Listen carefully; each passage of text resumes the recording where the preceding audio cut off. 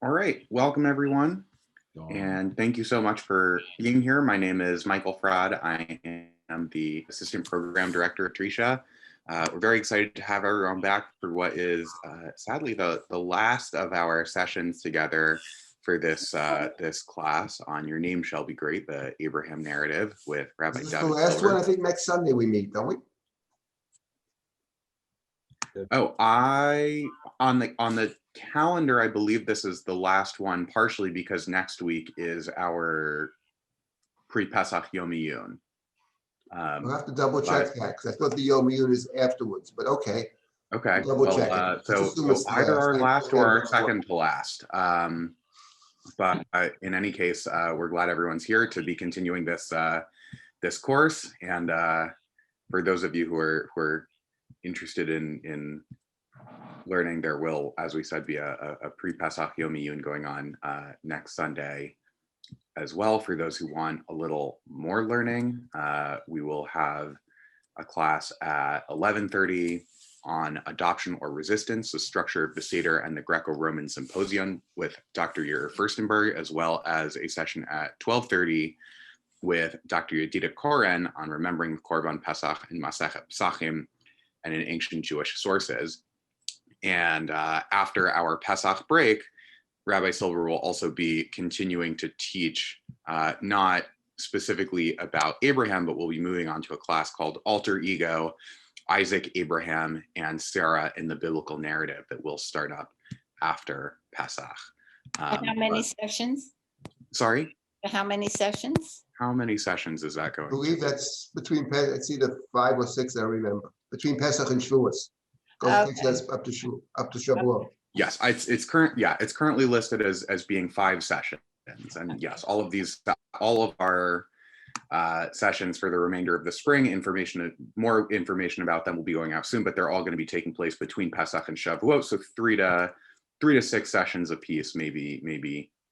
I think this one's Rabbi Silber's is going to be 5 Sundays, same time slot. So feel free to continue to mark that. Will Rabbi Silber cover the Akedah in those sessions, Yes, or to do that's the plan.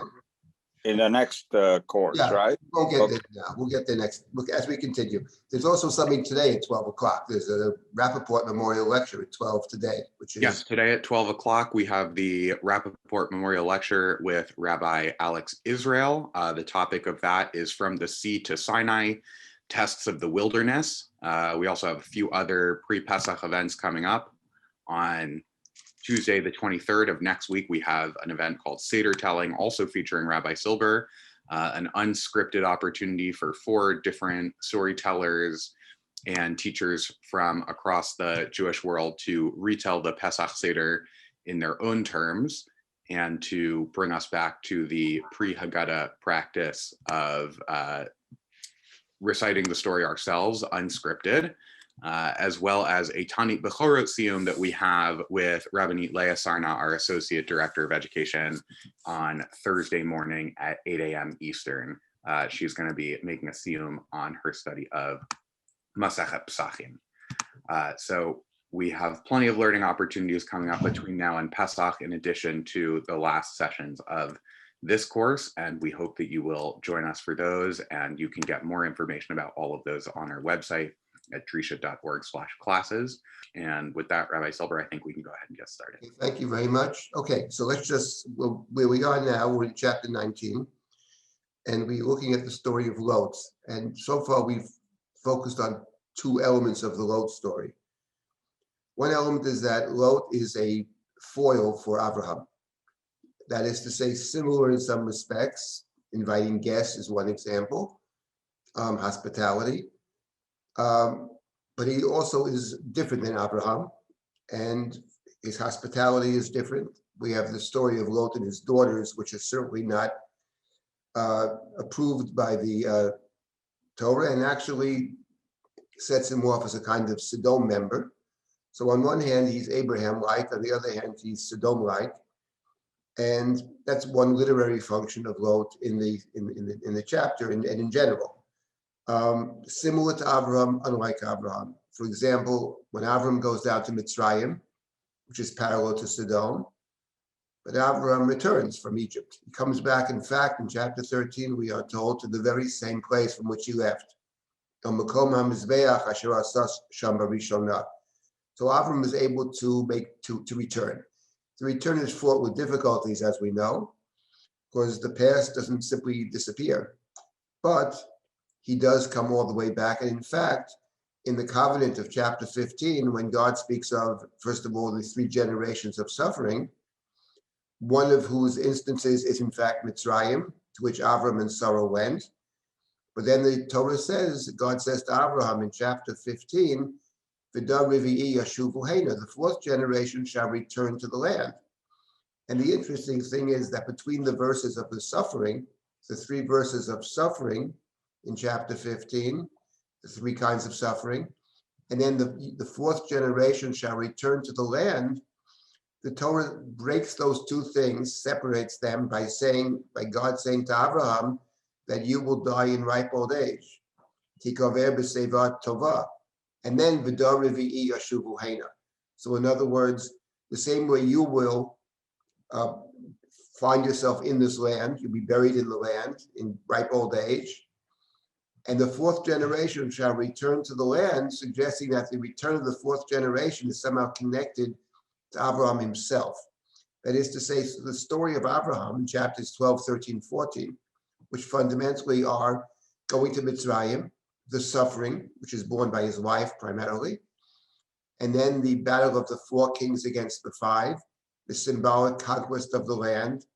That's the blueprint for the covenant in chapter 15, which entails both the suffering, and in the Torah, in the book of Shemot, that's going down to Mitzrayim, and also returning to the land, the 4th generation, which is not the generation that leaves Egypt, because that's the 3rd generation, they die in the desert, but the next generation begins to conquer the land in the Torah. That's the story of Sichon and Og, Melch Emori, Do Revi'i Yashuvu Hena, Ki Lo Shalem Avona Emori Ad Hena. In short, Lot is a foil to Abraham, similar, but also other than Abraham. And we'll come back to this in a little while. That's an important point. And then we made another point about Lot. Not only is he a foil for Abraham, but he also he gives us a different perspective on the very story of Yetziat Mitzrayim. Because the same way the Torah says in chapter 19, that when God destroyed Sodom, that God remembered Abraham and saved Lot. That's in chapter 19. That's in verse number 29. Vayhi b'shachet Elohim et areya kikar, vayizkor Elohim et Avraham, vayishalach et Lot mitoch ha'hafecha, ba'afoch et te'arim asher yashav b'hem Lot. So it says that God remembered Abraham and delivered Lot from the destruction. And of course, in the book of Shemot, in chapter 2, God hears the cries ascending from Mitzrayim, just as God heard the cries ascending from Sodom in chapter 18. And there it says, God remembered, Vayiskol him et brito, et Abraham et Yitzchak v'et Yaakov. God remembered the covenant with Abraham, Isaac, and Jacob, and God saw and God knew. So there too, Israel is saved to some extent based on the covenantal connection to Abraham, Yitzchak, and Yaakov, and the covenant is spelled out in chapter 15 that we studied, Brit Ben Habitarim. And I pointed out last week that Lot is very similar to Israel and Egypt. One example would be that in the case of leaving Mitzrayim, Yetziat Mitzrayim, today's Rosh Chodesh Nisan, in 2 weeks we have Pesach, believe it or not, hard to believe, but in any event, the Torah says that we made matzah. We didn't have bread when we left Egypt. Ki garshu mi Mitzrayim, for we were thrown out. We were kicked out of Egypt. V'lo yachlu hitmameya, we could not tarry, and we hadn't made no provision for ourselves. Lo yachlu hitmameya, we couldn't tarry. What if we could have tarried? What if we weren't thrown out of Egypt? What would have happened? Who knows? Torah suggests that maybe we still be in Egypt. And the Torah says in that same one verse later, Vayechezak Mitzrayim ala'am, the Egyptians sort of overpowered us. Quickly expel us from the land, to send us out of Egypt. They said, we're all going to die. So the Egyptians, vayechazak, they overpowered us, they threw us out, gorshu, sent us away. We could not tarry. When it comes to Lot in our chapter, in chapter 19, the Torah says, vayit ma'amah, vayachaziku anoshim biyado uviyad ishto. Here we have both terms. Lot does tarry, and vayachaziku, because he tarries, because he hesitates in leaving. So the angels, the two messengers, hold on to him. Vayachaziku, take his hands, take him. Biyado v'yad ishto, his hands, the hands of his wife, his daughters, and they bring them out of Sodom. So Lot, therefore, similar to us, Lot is unable to go by himself. He probably doesn't get out. And the Malachim take him out, vayachaziku, he, his wife, his daughters, and they place him outside the city. And then they instruct him to go to the mountain. That's in chapter 19.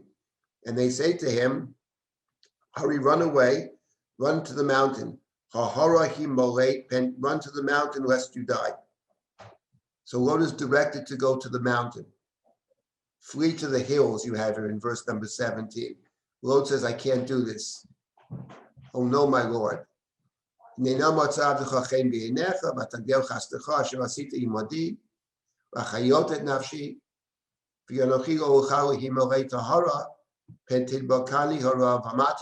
go, I can't do it. Too difficult, I might die. Let me go to a nearby town, a little place, Mitzar. Let me run there. Let me flee there. It's a little place, and I will survive. So he's directed to go to a place by God's messengers, but he doesn't go. And that's, of course, identical to what we have in the story of the Exodus, because the purpose of the Exodus, as described in the book of Exodus, Sefer Shemot, chapter 3, God says, I go down to Mitzrayim to bring them up to a good and broad land. Eretz Tovah Rechava, Eretz Zavat Charav Udvash, Kol Maknani. At the end of the day, the people that leave Mitzrayim don't get there. They don't get there basically because they're connected to Mitzrayim. As they say in the story of these spies, Nitna Rosh v'noshuva Mitzrayim. Let's go back to Egypt. As they say a couple of chapters earlier in Bamidbar, we remember the fish and the watermelons and the cucumbers that we got from free in Mitzrayim. So being connected to Mitzrayim makes it impossible to make that leap of faith. And of course, it's precisely the opposite of Abraham.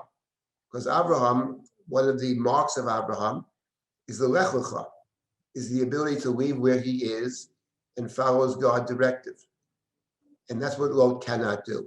So Lot then has two literary functions, one of which is locally, in terms of Sefer Bereshit, a foil to Abraham. It sharpens the distinctions between Abraham and Lot, as well as the commonalities.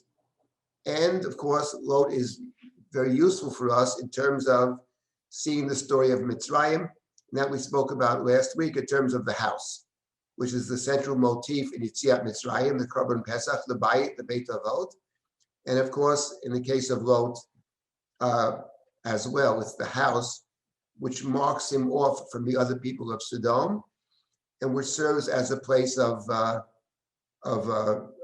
salvation for Lot. It's what saves Lot, etc. I'm not going to go over all the other parallels between Sodom and Mitzrayim at this point, but there are many, many parallels. Actually, in my Haggadah, I have a chapter on that, and I have many more of them there in that chapter.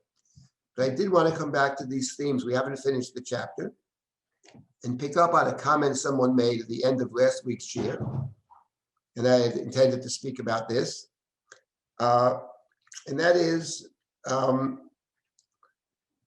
the verse, the pasuk number 16, when Lot delays, Vayit Ma'ama,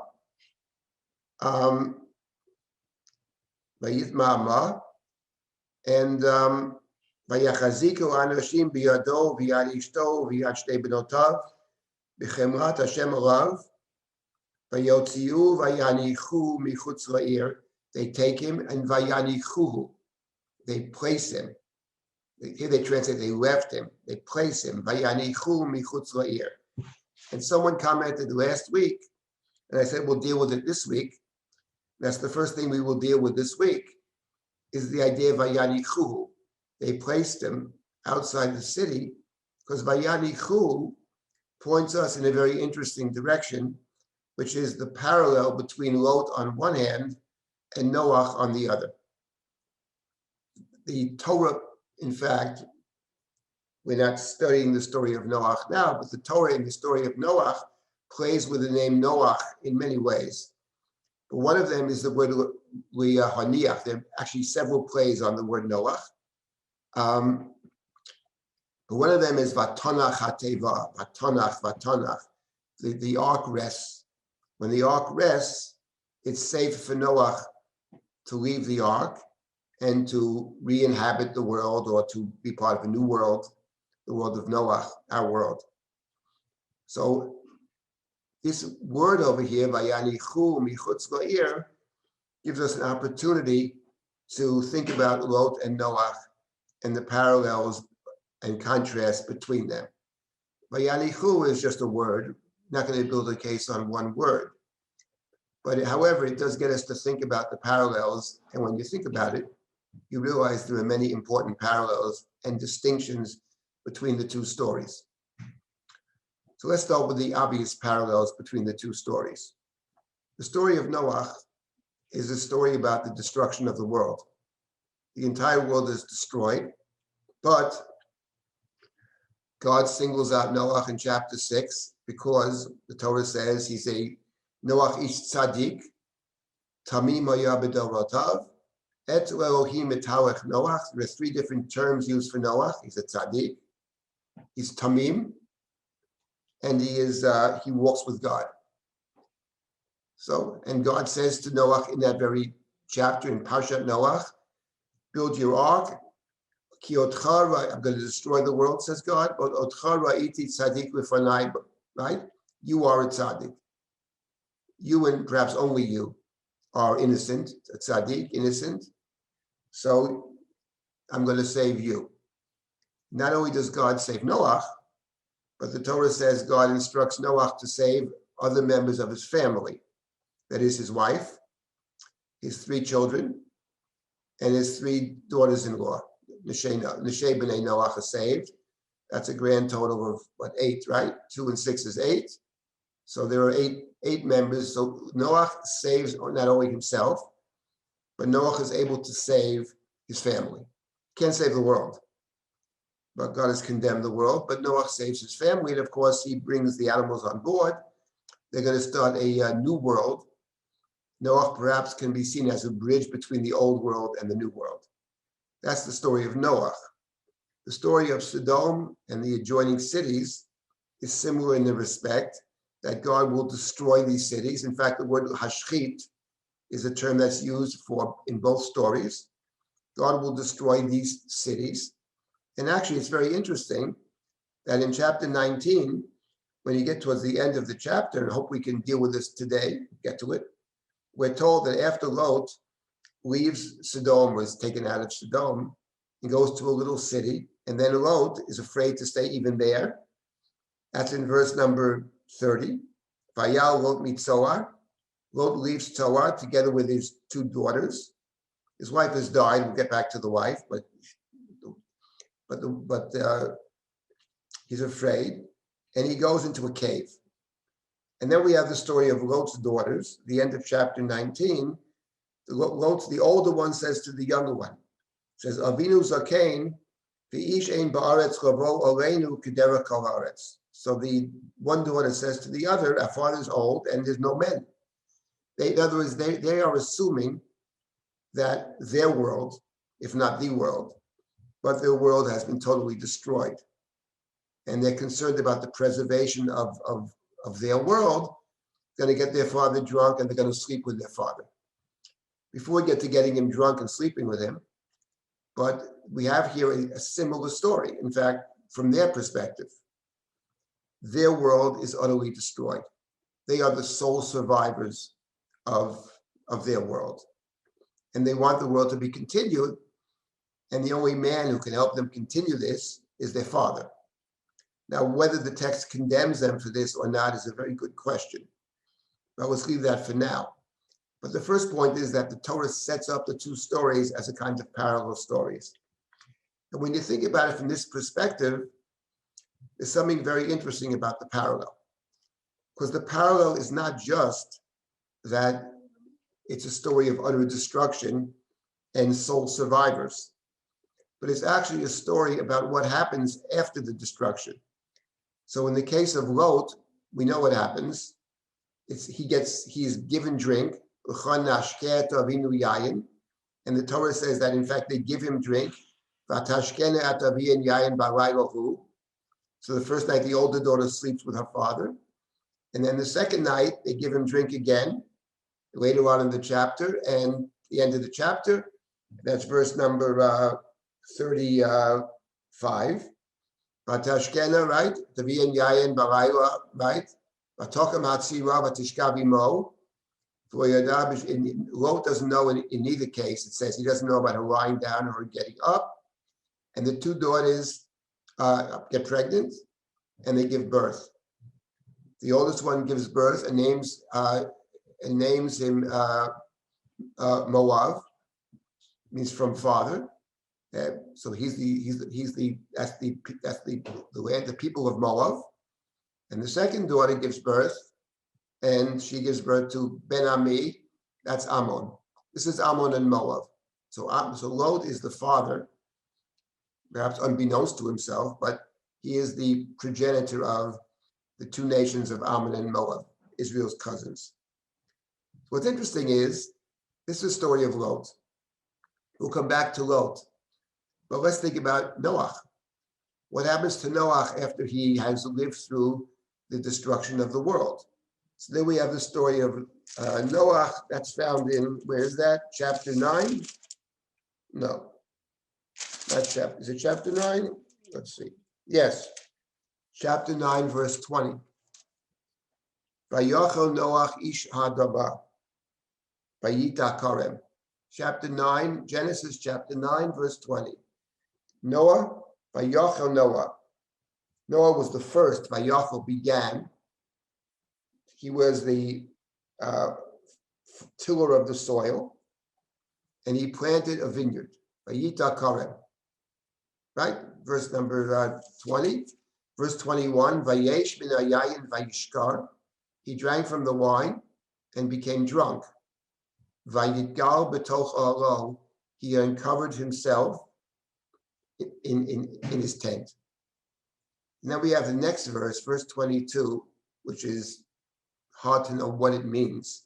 But it says, Vayar Cham avi Canaan eter vat aviv, vayagedu shnei echav bachutz. Cham is one of his sons of Noah. He has three sons. And the Torah says the father of Canaan literally saw his father's nakedness and told his two brothers. We don't know what it means he saw his father's nakedness, because he simply saw his father, or does it mean more than that?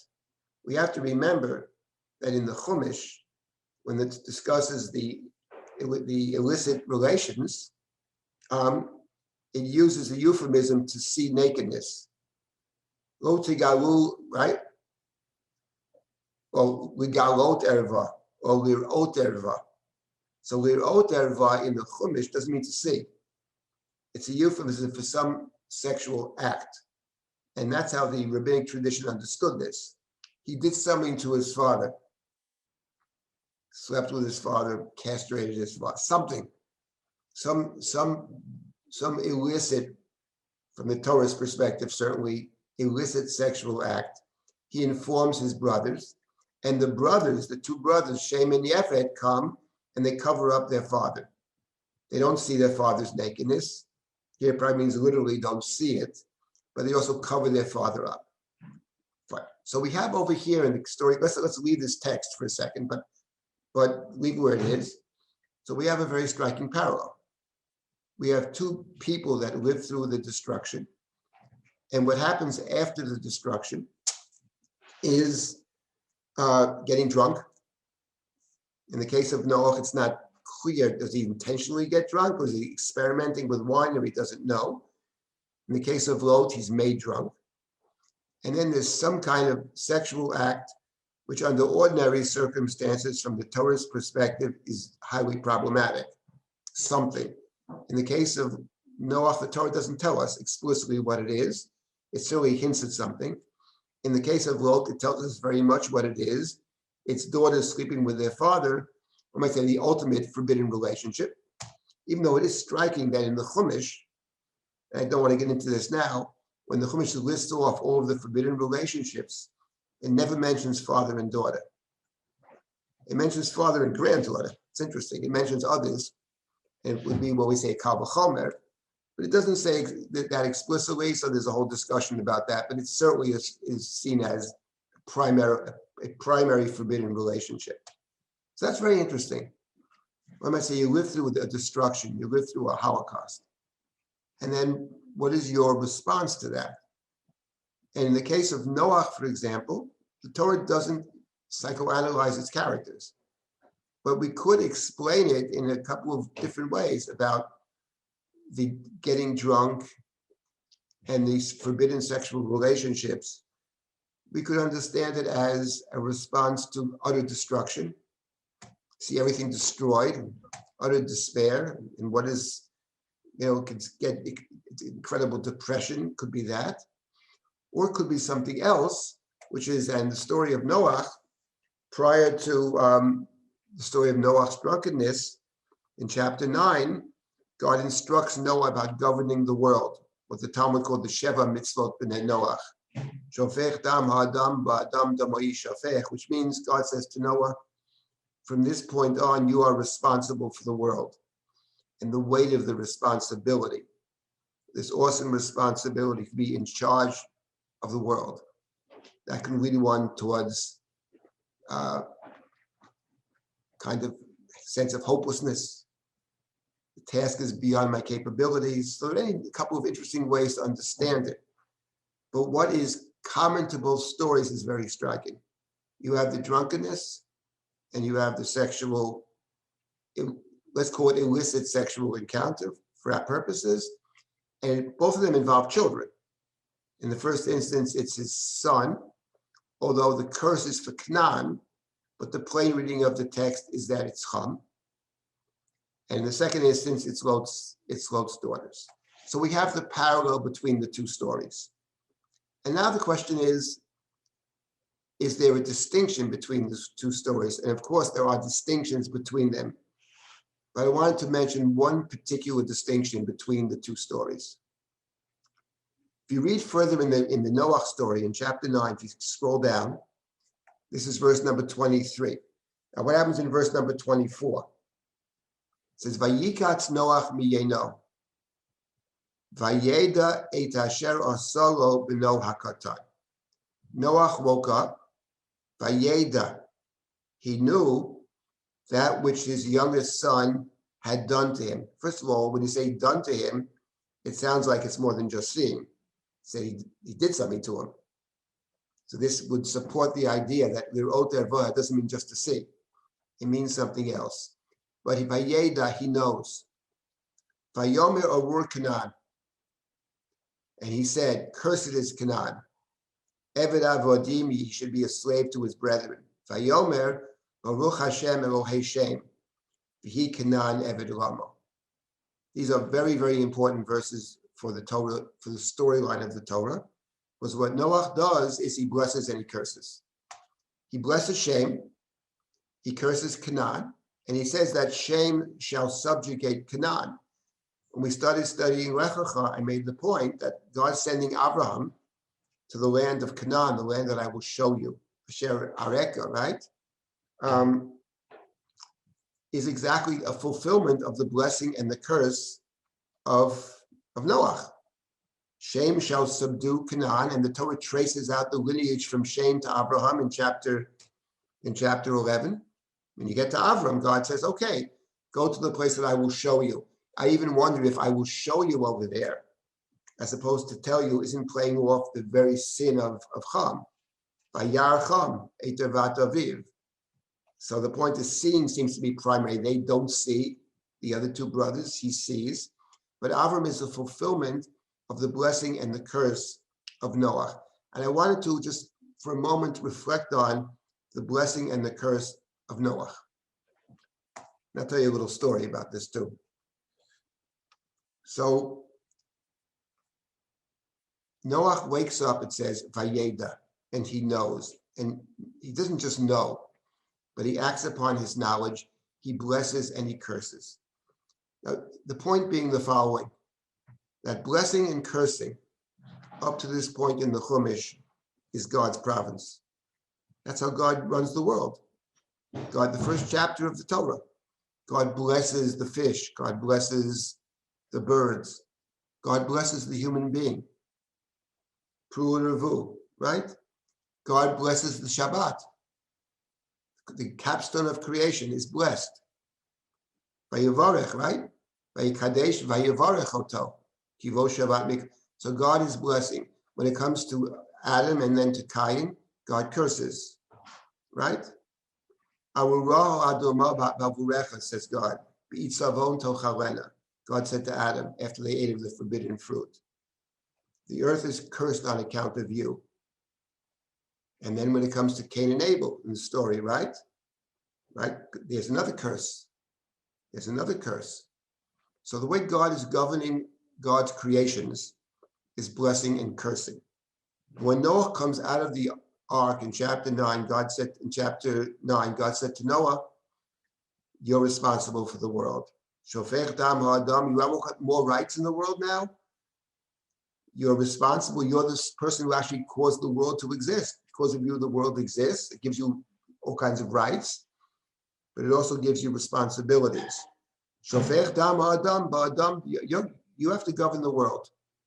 And the Gemara in Sanhedrin expands upon this idea of governance.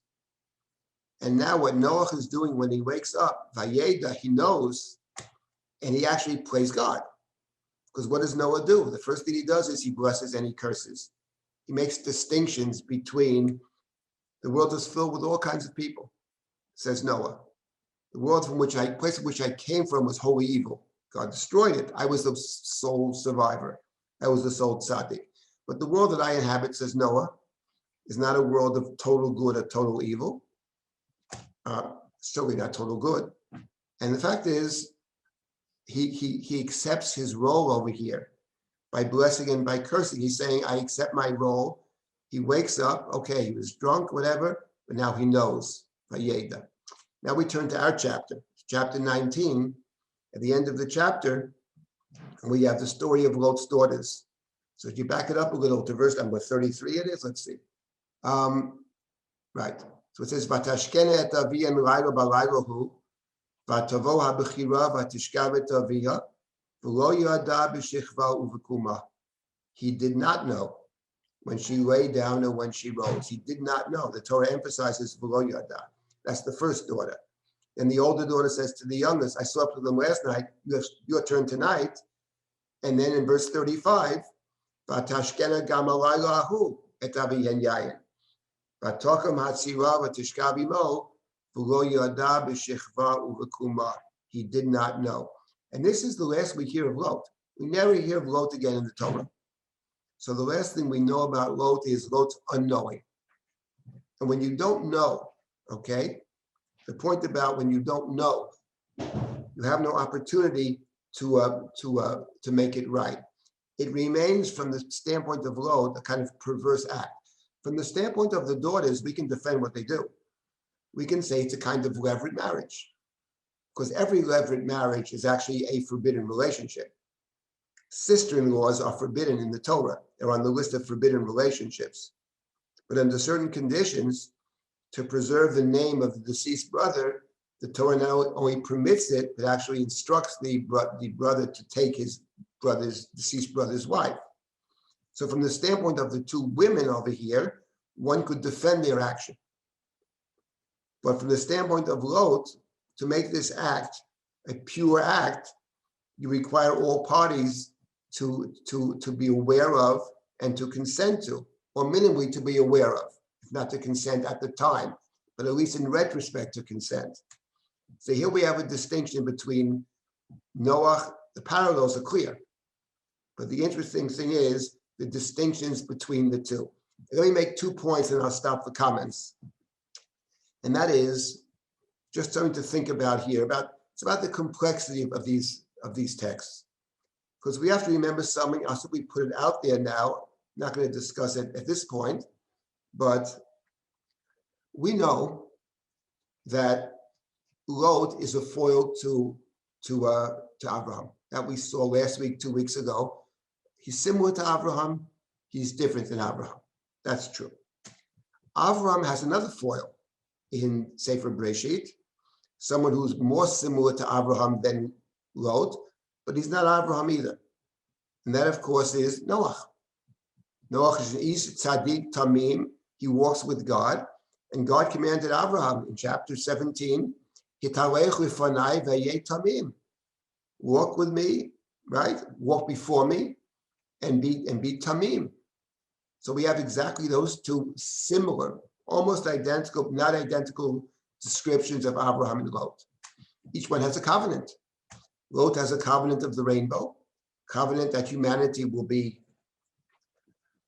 never be destroyed by God again or wholly destroyed. Avram has the covenant of the pieces, the Brit Ben Habitarim, possession of a particular sacred space. One might say that Noah, we've talked about this in the past, Noah's covenant has to do with the creation episode of chapter 1 of the Torah. God creates everything, God destroys it all, and God recreates it. And Noah is the one who's the main person who's involved in the recreation of the world. God speaks to Noah of Tselem Elohim, being God's image, right? Shofech dam adam b'adam damoy shafech b'tselem Elohim asar to Adam. Tselem Elohim is chapter 1 of Genesis. It's God's description of the human being, of humanity in chapter 1. Avram is different. Avram's not so much about recreating the world. Noah has done that. Avram's about a particular sacred space in the world, the land of Canaan, the place of the temple, Har Moriah. That's Avram. There were differences between Noah and Abraham, however, that are interesting. For example, Noah never prays for anybody. Now, maybe he wasn't invited to, but de facto, he never prays. He doesn't pray for humanity when God says, build the ark, I'm going to save you and destroy them. And Noah didn't say, maybe there are 50 righteous people. Now, of course, God intimated there are no righteous people. So when you read the story of Noah in its place in chapter 6, 7, 8, I don't think you critique Noah for not praying. But when you get to Avraham and his prayers for Sodom and his prayer in the next chapter for Abimelech, someone who prays for humanity, somebody who welcomes the stranger in, all of that is absent. The welcoming of the stranger, the prayer. Noah saves his immediate family, but he can't save anybody else. And now, what's interesting is, so you have two foils to Abraham. You have Noah on one hand, very similar, but different, and you have Lot. But you also have the relationship between Lot and Noah. Lot is not Noah. He's also not Abraham. So when thinking about Abraham then, and that's our main subject, is Abraham, the Abraham narrative, you have two different foils for Abraham, because you have Noah on one hand, you have Lot on the other. And you also, when you read the story of Lot, you think about Noah differently, because you see Noah as the one who wakes up, who knows, who takes responsibility, who blesses and curses, who assumes God's role, etc. So the interesting thing about this is that in thinking about Avram suddenly, we're thinking about Lot, we're thinking about Noah, we're thinking about Noah in the light of Lot, and Lot in light of Noah. So it makes this much more complex than just Abraham and one other character. It's Abraham and two other characters who themselves are connected to each other in a very profound way. Just to get a sense of the music of the text. I'll tell you a story about this particular shiur, this piece of it. Many years ago, on the west side of Manhattan, so they had this little thing called the Lair House. And the first couple of years of the Lair House, it was modeled on Rosenzweig's Lair House, I suppose. Anyway, they asked me to speak. So I gave a shiur for whatever, it was about Yom HaShoah, I think about Yom HaShoah. And I talked about these two stories of utter destruction. story of Noah and the story of Lot. And the main point of the shir I wanted to make, there's always got to be a point, right? I think. So the main point was that after the Holocaust, after the Shoah, it's very easy to, and I grew up with survivors completely, but after it, it's easy to see the world as a terrible place. As the Hasidim call it, Alma de Shikra, a place of dishonesty, a world of dishonesty. It's possible to see the whole world that way, because in looking at the world, there's plenty of shikra. But on the other hand, I think that the stories of the Torah invite us to see very clear-eyed about the world. There's plenty of sheker, but there are also points of light. And that the idea of Noah, basically, what Noah represents is after the destruction of the world, he's able to make moral distinctions between good and evil. And the ability and the imperative to make moral distinctions after the Holocaust struck me as something that we can derive directly from the story of Noah. And I had presented the story of Noah in terms of Lot. Anyway, you're talking to a class and you never know who's in the class, actually. You never know who you speak to. You see the people, you know some of them, but you never know how people take it. Anyway, had a student in the class of blessed memory. Her name was Elga Stolman. Elga Stolman died many years ago. Yeah, she heard that class. She was very taken with the class, and she got involved in Drisha, and she was terrific, actually. She died at age 70, a relatively young person. She was a very vibrant person. It was a tremendous loss for the Jewish people, one of my true favorites. In any event, I paid a shiva call after she died, and her husband came out and he showed me, he brought out a frame with a picture in it. And the picture was the posting for this warehouse. And it had the list of the shiurim, and my shiur was underlined on it. I remember that. He said, she saved this thing and it's changed her whole life. And you never know, actually, That struck me as, you never know. So that shiur spoke to her. She was coming out of this, she was a survivor, her parents were survivors, whatever. So you never know. But that actually is I think, a very powerful lesson here, but from our purposes here, which is Abraham. It's when looking at Abraham, you begin to understand the interconnectedness of the story. Okay, I'll stop at this point. I want to pick up with this theme because there's something else which is very interesting here about Lot and Lot's place within the biblical narrative. But before I continue, if people have comments or questions, I saw a couple on the chat, and a couple of them I want to get back to. There was Sigrid's comment about the Lot having 10 people in the family, Abraham praying for 10. I saw a comment about the word Lot, and the question, is it related to the word himolet, imaltanama, to run away, to survive, etc.? And I think it, of course, is related. And I would add to that, not only here in this chapter, himolet, etc., but even in chapter 14, when Abraham saves Lot, how does Abraham know about Lot? He's told, Vayavo ha-palit, vayagelu Avram ha-ivri. There the Torah already plays on Palit and Lot. Because after all, Abraham saved Sodom solely on account of Lot. It's not his war. Why would he get involved?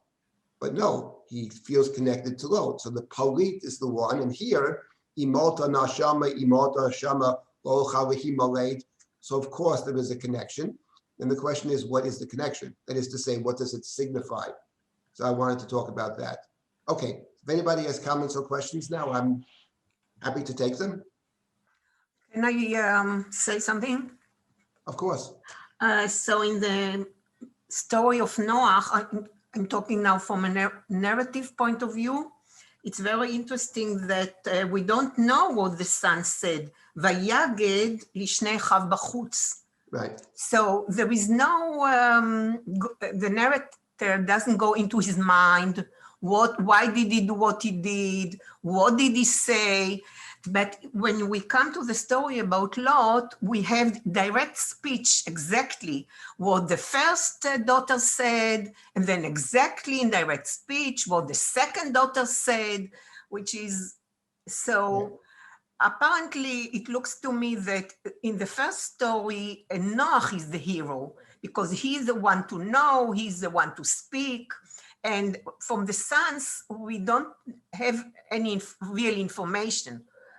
But when we come to the second story, it's not Lot who is the real hero, negative or positive, but the daughters.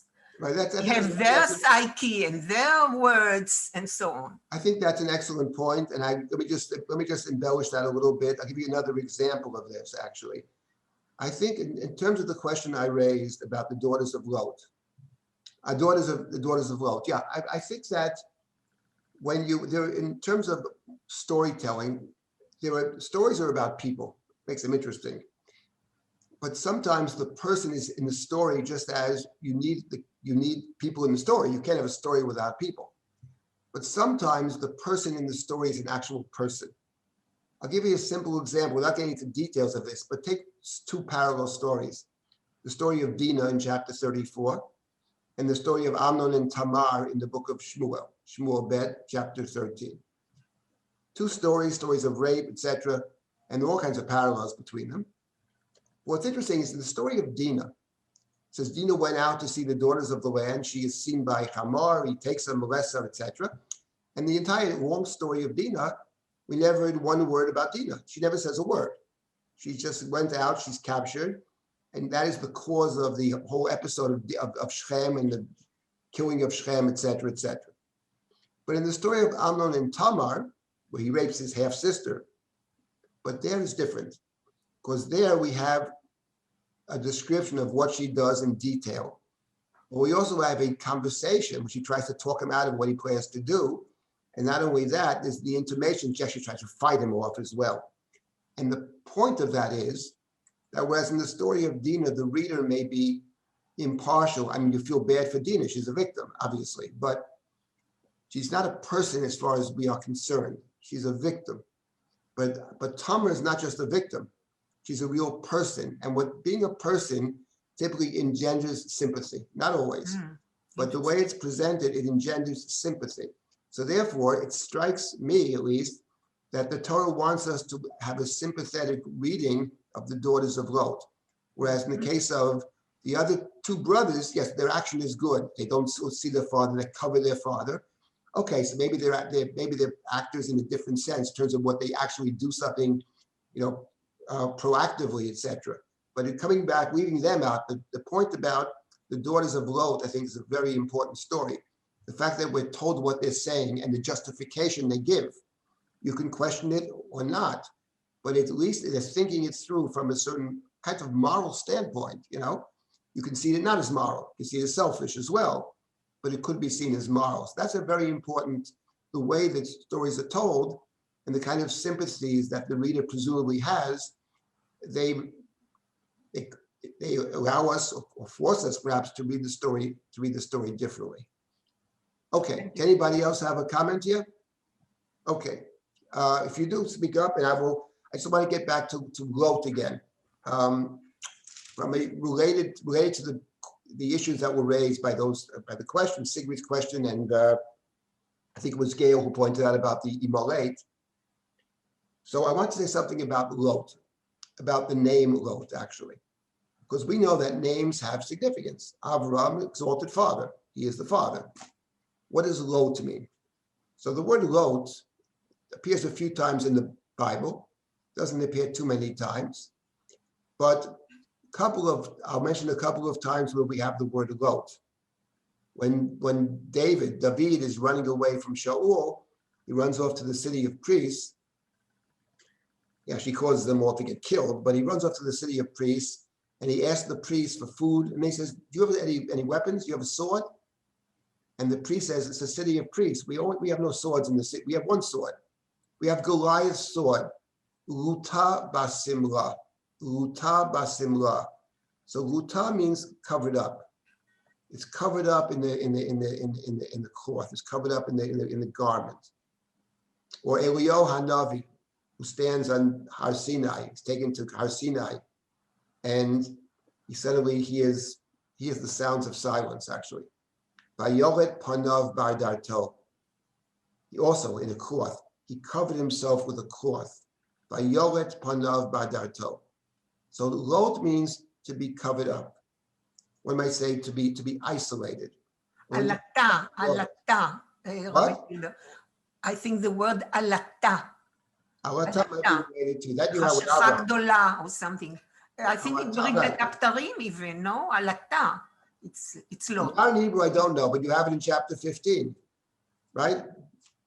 You have Alata with the Brit Ben Abatarim. You have the Emar, you have etc., the Choshech, and you have the Alata. Alata. So it probably is playing on Lot over there.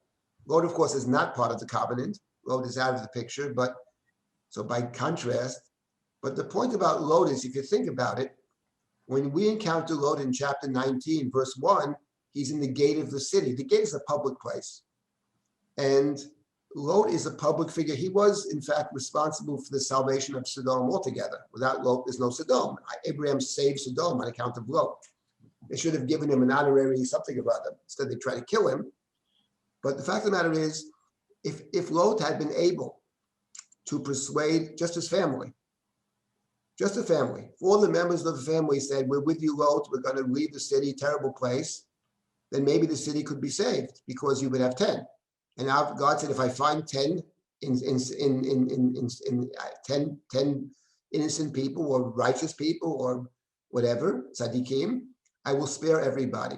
But in point of fact, when you read chapter 19, whom does Lot save? He can't save his sons-in-law because he speaks to the sons-in-law. We are told he has at least 2 sons. They never appear in the story altogether.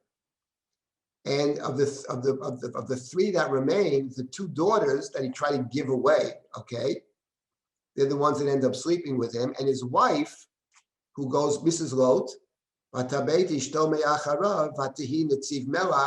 she became a pillar of salt. She looked me acharav. The suggestion then might be that she can't leave Sodom. And I could even see why she wouldn't want to leave Sodom. She has at least 3 daughters and 2 sons back there.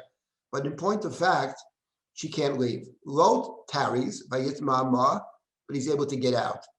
And the wife can't even get out.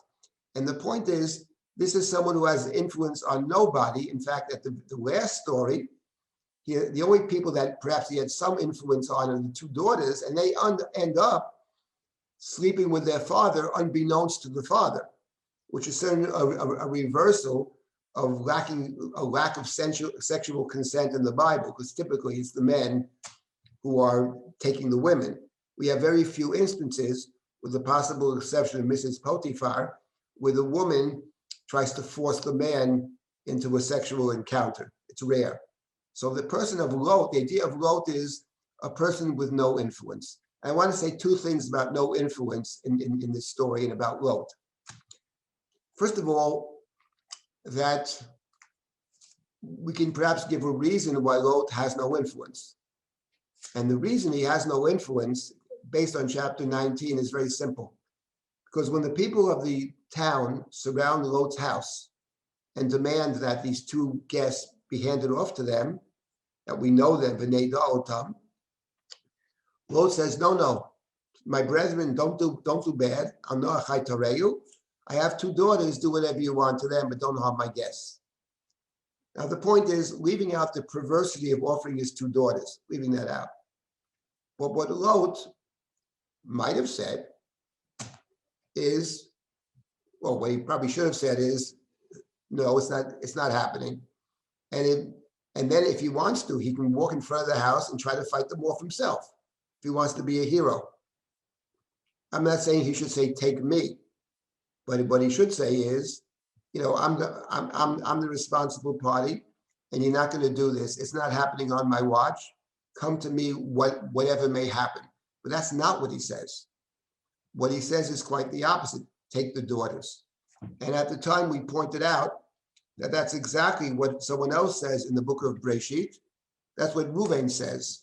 When the brothers returned in chapter 42 from Mitzrayim, and they come back minus 1 brother, minus brother Shimon, and they come back with all their money, and they find the money, and Yaakov is suspicious, clearly, and the brothers say, well, the only way we can get Shimon back is to take Binyamin, the young protected son of Rachel, back. And Yaakov says, my son's not going with you. I'm afraid something bad's going to happen to him. And Jacob says, Yosef einenu v'Shimon einenu. Joseph is missing and Shimon is missing. And clearly he's wondering out loud what happened to Joseph and what happened to Shimon. One might say in a normal family, if a child is missing and the other brother comes back with money, you don't assume that brother X sold brother Y for money.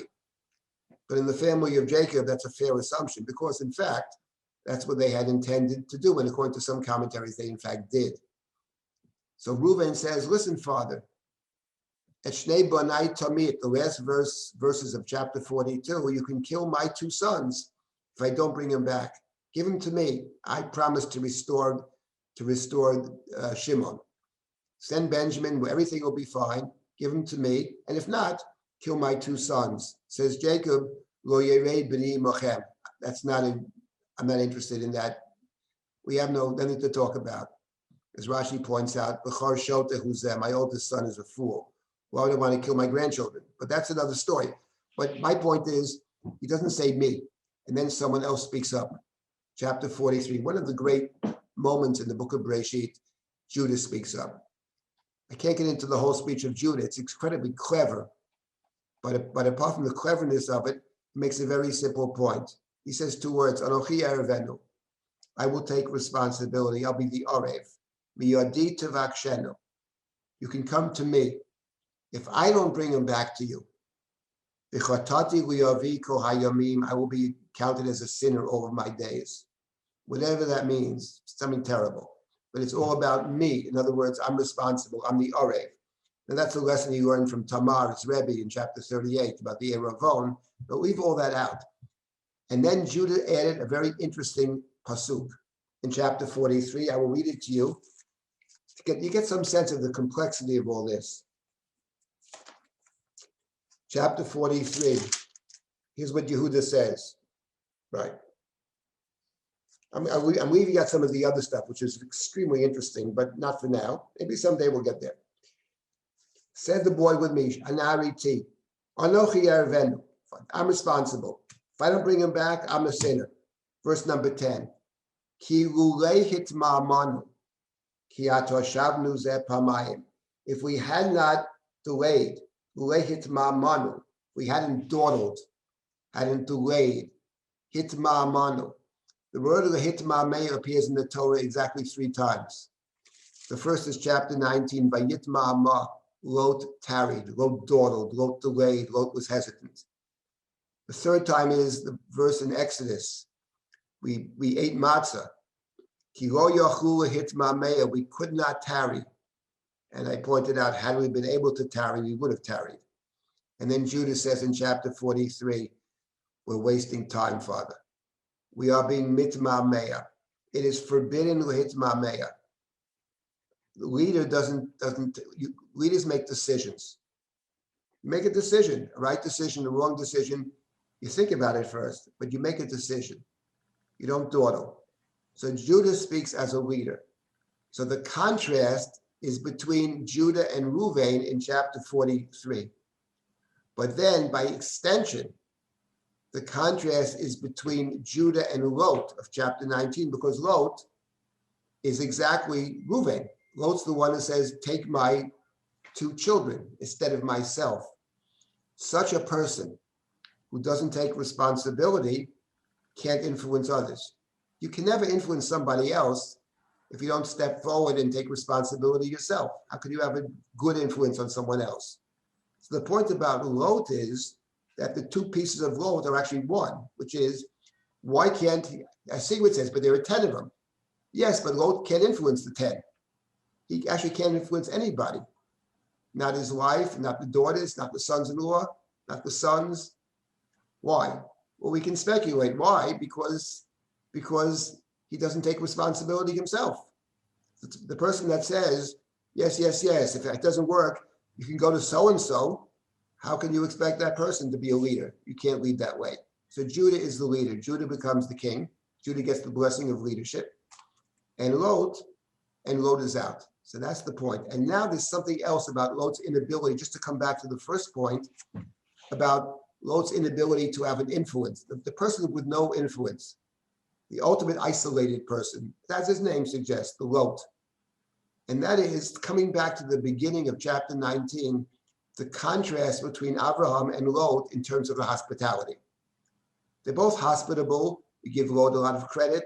He's connected to Abraham. But there's an interesting distinction between the two of them. Because when it came to Abraham's hospitality in chapter 18, he rushes to do it himself, but he also runs to Sarah.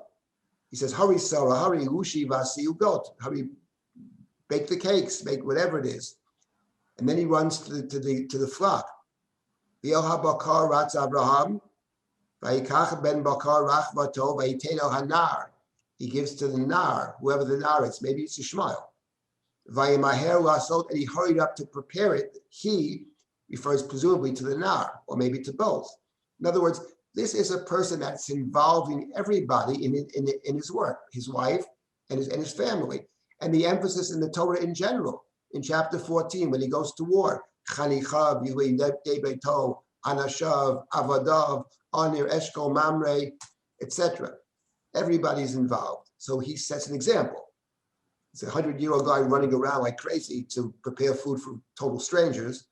But the point is, the example he sets himself is imitated by everybody in his house. And that's what God said in chapter 18. He has an influence on his own family, beyond Beito, the Bayit, a person with influence, person who, and he does it by example. So that person can influence others. When it comes to Lot, no influence whatsoever. And probably that's the pshat, I think, in Vatabeit Ishto Me'acharav Vatahi Nitziv Melach. Why a pillar of salt? Well, what is salt? Salt can represent many things, some very positive things actually. But in the Chumash, in the book of Devarim, it represents something else. The Torah says that in chapter 29 of Devarim, that's the covenant of Avot Moav, and there it speaks about what will happen if people break the covenant, if they worship other gods, and they do it in secret, Baseiter. So God will be very angry, it says. It speaks about God's anger, and God will destroy the land in such a way that people who come there will be astonished. It will be like the destruction of Sodom and Amorah, the four of the cities which God destroyed. And the Torah says about describing the destruction of Sodom, Lo tizorah v'lo tatzmiach. Nothing grows there. The idea of melach, actually, the idea of salt, right? You sow this field with salt, so nothing will grow, right? Let me find that verse, exactly the verse. It's in chapter 29 of Devarim. It's the covenant of Avot Moav. Let's see if I can find it just very quickly. Yes, it's even better than I thought. Chapter 29, verse number 22 of Devarim. Gafrit v'melach sreifa kol artza, right? Gafrit v'melach, sulfur and salt. Soil devastated by sulfur and salt, beyond sowing and producing, no grass growing in it. In other words, nothing good comes of it. And we think about the contrast between chapter 19 and chapter 18, because chapter 18, in the context of Avram's hospitality, of Sarah, of the Nar, of Avram's hospitality, but the message over there is that Sarah, miraculously, is going to have this child. So the message over there to Sarah, where's Sarah, your wife? Because Abraham knows already, whatever he thinks of it. But the message is for Sarah. And the focus is Sarah, that Sarah will be the covenantal partner. She's too old to have children, but it's a miracle. Okay, God can do anything. So the point then is that his wife looks back, Vatahi Netziv Melach is a further example of the contrast between between Lot on one hand and Lot's influence or failure to have influence, and Avram's on the other. Fine. Now let me stop here for a moment, and I want to make, we have about 10 minutes left, and I'll make one last comment about chapter 19. There's probably even more here. There is more here, but I mean, you get the sense of the complexity of the chapter. The artistry here is mind-boggling, actually. Does anybody want to add a point over here, and I will try to respond, or just a general comment? I think when we say in Hebrew, Yam HaMelach, that's exactly what we mean. There is no life in That's this right, exactly. And exactly that's how chapter 14 begins. Hu Yam HaMelach. You have Emek Hasidim, Hu Yam HaMelach, which of course is a clever play on Sodom and Melech, because of king of Sodom, right? Melech Sodom, Hu Yam HaMelach. Nothing good comes from it, basically. But in the case of Lot, he is the father, like Abraham. He's the, what might I say about Lot? Av Hamon Goyim. He's the father of nations. Ammon and Moab are not insignificant nations. And they're significant in terms of the biblical narrative. We have the story of Ruth. We have King David's lineage is connected to Moab, and Moab and Ammon appear in many biblical stories and through the prophetic writings as well. So Lot is Av Hamon Goyim, but the way it happens is he never gets the opportunity to redeem the act. Now, let me make one other point about the point I'm making about knowing. V'lo yada, v'lo yada, right? The word to know is an interesting word over here in terms of what we've seen so far, because it appeared in the covenant, the Brit Ben Abatarim, 3 times. Abraham says to God in chapter 15, Bama eda ki iroshena. How do I know? To which God says, Yodoa teda. And then in chapter 18, where God alludes to the covenant, God speaks of Abraham as ki yidativ. I know him, I choose him, I set him out apart. He's a singular person. And then God said to Abraham, I tell you what's going to happen in Sodom. I'm hearing terrible things. If what I'm hearing is true, I'll utterly destroy them. I will know what to do. And then when he comes to Sodom, the people surround the house, send out the men, V'nei da'a otam. And now at the end of the story, chapter 19, Lot's not knowing, V'lo yada and V'lo yada. So yada is actually an interesting word to think about in the context of these stories, linking them together. But I want to make one other point about knowing. And we can't get into the details of the story. If we continue with Breshit, which I haven't taught in a long time, and I'm enjoying it. Hope we can continue. But there is, of course, a critical story in the book of Breshit, story of Judah and Tamar. Now, we're not getting to all the details of Judah and Tamar. Basically, in a nutshell, it's like this. Judah leaves the fold, one might say. He sees a Canaanite woman, takes her, quickly has 3 children with her. The first 2 die. And when the first one dies, he instructs son number 2 to marry the wife of son number 1, whose name is Tamar, kind of levirate marriage. He says explicitly, raise up children for your deceased brother. But he's bad. He refuses to consummate that marriage properly, and he's killed. So the first 2 sons of Judah die. He's left with 1 son. His name is Shelah. And Judah's afraid to hand over son number 3 to Tamar. He suspects her in the death of his first 2 sons. The Torah makes it clear it's not her fault. That God killed them because they're no good. Doesn't matter, he suspects. So he sends her away. He refuses to have another levirate marriage, and he sends her back to her father's house, and he says, wait till I contact you, And she's waiting, and we know he will never contact her because he thinks that she's guilty for the death of his 2 sons. Why would he contact her? On the other hand, he doesn't free her. He says, you wait around. So she's still connected to the family. Meanwhile, Judah's own wife dies. And then as soon as his own wife dies, Vayinachim, he's looking for consolation, and he sets out to the sheep shearing, which is a time of great joy, maybe great promiscuity too. And she understands that she dresses up as a harlot, as a prostitute, stands on the road. He sees her, and he says, let me come to you. And she says, it's going to cost you. This is not, it's a cash only business, So I'll send you something later.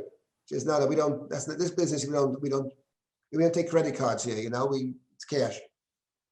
What do you want? Your staff, your seal, and your coat. He gives them to her, sleeps with her, she gets pregnant. Fine. Then, and the Torah says that when this happens, Lo yada ki karatohi. He did not know this was his daughter-in-law. He's sleeping with his daughter-in-law. Another forbidden relationship, obviously. Right? All every marriage is forbidden. From her perspective, though, it's a sacred act because she wants to rebuild the family. From his perspective, it's some prostitute on the way to the sheep shearing. Fine. Meanwhile, he wants to get back his staff and his seal, but he can't find them. Nobody can find her. So he says, let her keep it. Fine. So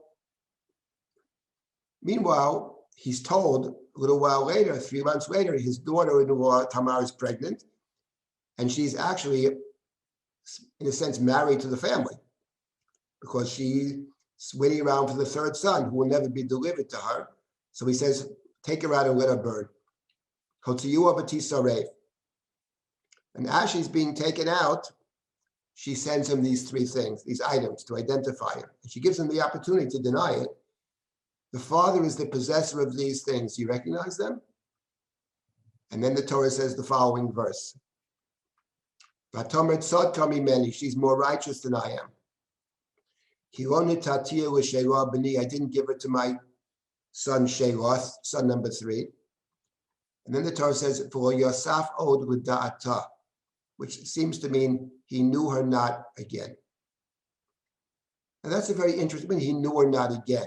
Knew her not again suggests he once didn't know her. It has a sexual meaning, but the point the Torah emphasized initially, he doesn't know who it is. So what do you mean he knew her not again? He never knew her. So what it seems to mean is that in light of his present confession, he actually is, he's rectifying what happened earlier.